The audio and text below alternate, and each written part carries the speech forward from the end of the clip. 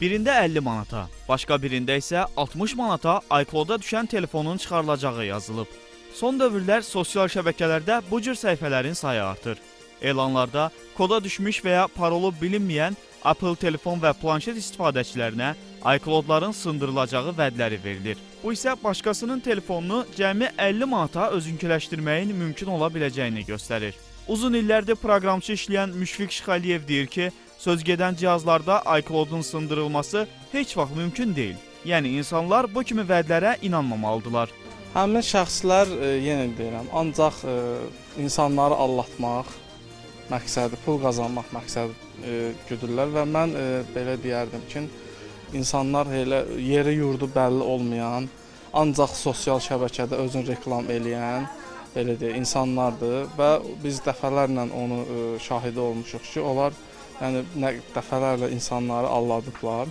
Yəni iCloud sındırılmır, yenə deyirəm. Yalnız və yalnız Apple şirkətinin köməkliyi ilə, yəni dəstəyin köməyi ilə bərpa olunur. iCloudlar bərpa olunur. Müşfiq Şıxəliyevin sözlərinə görə iCloudların bərpası zamanı mütləq müştərinin şəxsiyyət vəsiqəsi tələb edilməlidir. Çünki bu zaman telefonun oğurluq olub olmamasını da bilmək olur. Həmin şəxsin şəxsiyyət vəsiqəsini tələb edirik.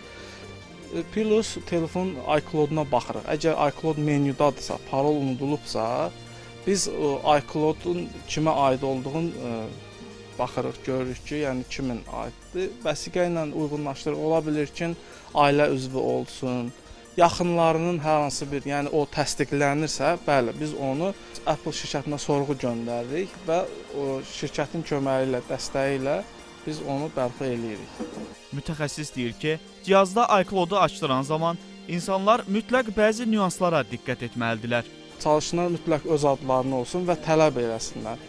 Tək login paroldan əlavə iCloud açıldığı zaman orada təvəllüd qeyd olunur və 3 dənə məxfi sual olur. O 3 dənə məxfi sualın cavabı mütləq bilməlidirlər. Nə vaxtsa parol unudulursa, o 3 dənə sualın, məxfi sualın cavabı və təvəllüd vasitəsilə o iCloud-ları bərpa eləmək mümkündür. Əks halda əlavə maddi ziyana düşəcəksiniz.